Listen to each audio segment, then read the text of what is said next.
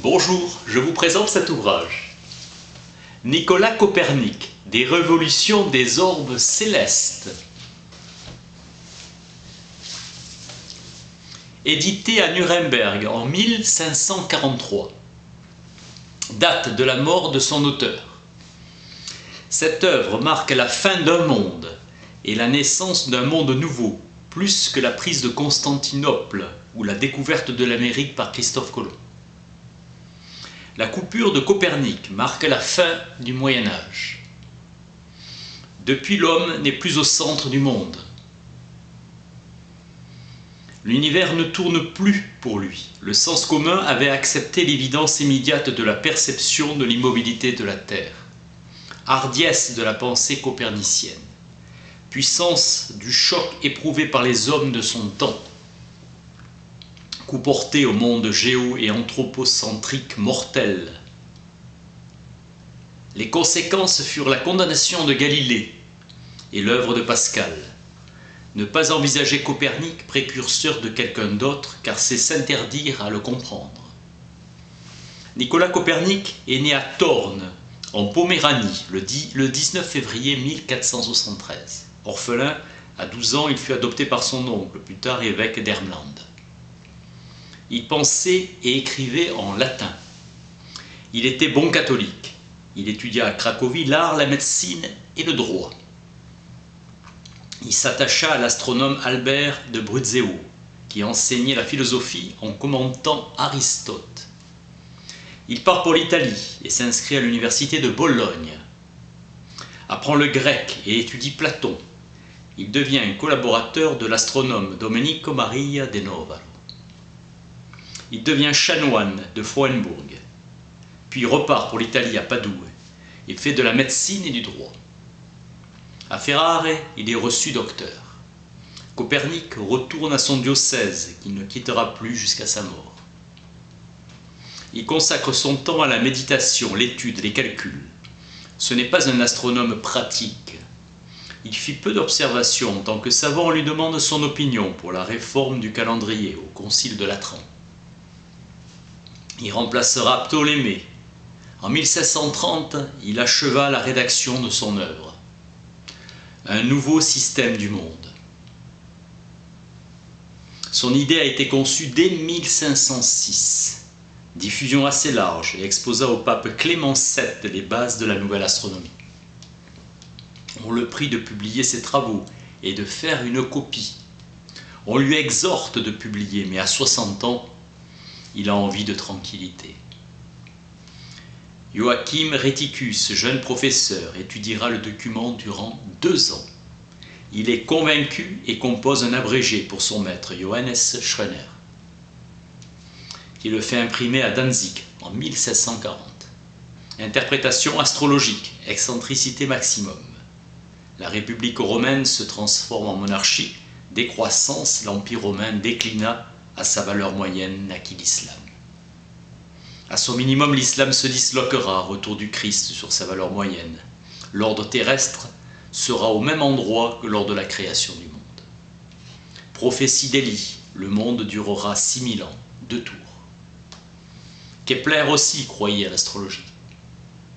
La théorie nouvelle était contraire aux Écritures, et la préface de Tiedemann Gies n'a pas voulu abandonner ses croyances traditionnelles et imagina une solution. Théorie phénoméniste de la science. L'astronomie a pour but de sauver les phénomènes, calculant les positions visibles par des observations qui sont les plus commodes.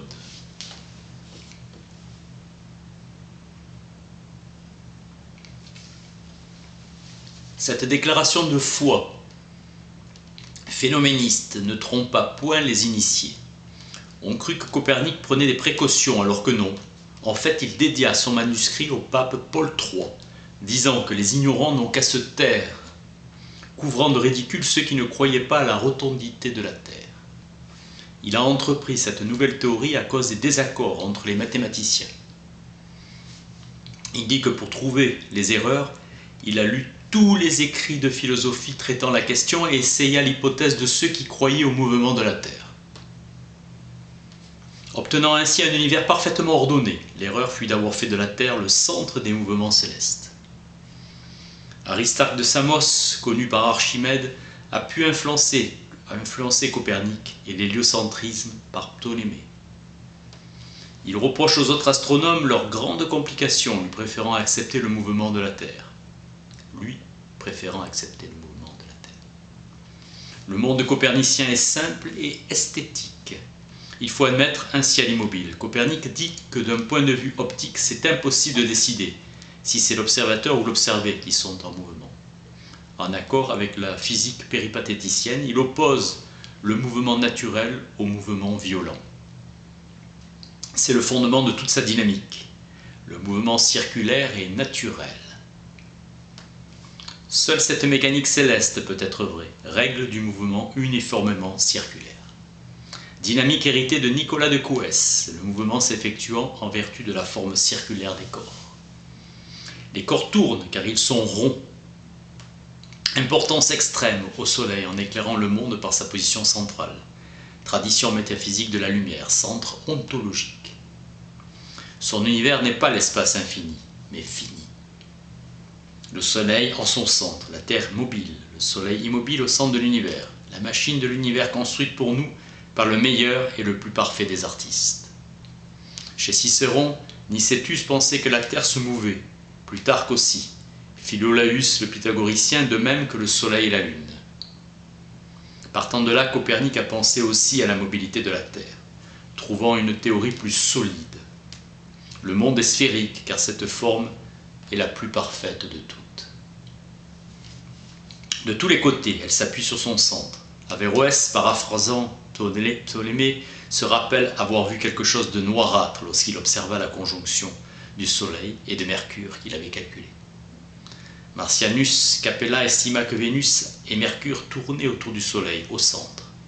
Copernic décrit l'ordre des planètes du système solaire. Du Soleil en son centre, Mercure, Vénus, la Terre, Mars, Jupiter, Saturne et les étoiles fixes. Le Soleil reposant sur le trône royal gouverne la famille des astres qui l'entourent. Très peu de philosophes ont recherché les lois du mouvement des astres, comprises par les pythagoriciens mais non divulguées à tout le monde, dispensées après la mort de Pythagore comme après un naufrage. Cet homme divin Pythagore qui préparait les amants de la philosophie. Il avait ordonné à sa fille Dama de ne confier à personne les traités qu'il lui avait laissés par testament. Elle ne les vendit pas et à sa mort les laissa à sa fille Vitalia. Copernic ne cacha pas son nouveau système du monde. Après avoir achevé la rédaction du De Revolutionibus, il mit en circulation parmi ses amis un petit exposé, Commentariolus, des grandes lignes du système. Cependant, il n'avait pas envie de publier son œuvre. Il avait peur de calomniatorum morsus. Rhéticus, appelé en 1542 à Leipzig, laissa son ami Andreas Osiander le soin de surveiller l'impression de l'ouvrage, théologien luthérien. Il reconnaissait le bien fondé des craintes de Copernic et prit ses précautions. La hardiesse de Copernic le troublait. En bon luthérien, même hérétique, il ne croyait pas à l'inspiration divine. Il imagina une solution élégante en adoptant une théorie phénoméniste de la science. La science, tout spécialement l'astronomie, a pour but et tout devoir de sauver les phénomènes. L'affaire de l'astronome n'est pas de rechercher les causes inconnues, ni les mouvements réels des planètes, mais de relier les observations par des hypothèses permettant de calculer les positions des astres. Ces hypothèses, celles de Copernic, pas plus que les autres, n'ont donc aucunement la prétention d'être vraies, ni vraisemblables ou même probables. Et la meilleure, c'est simplement la plus commode ou la plus simple. Osiander l'explique dans une lettre préface qu'il joint sans la signer de son nom à l'édition de De Revolutionibus. Ce bel exposé, curieux pour l'histoire de l'astronomie, fut sévèrement jugé par les amis de Copernic. Il a préféré commettre un véritable faux, doublé d'un abus de confiance, plutôt que d'abandonner ses croyances traditionnelles, selon Tiedemann Guézé. Cette préface est l'envie de Andreas Osiander. Nicolas Copernic, des révolutions des orbes célestes. Merci.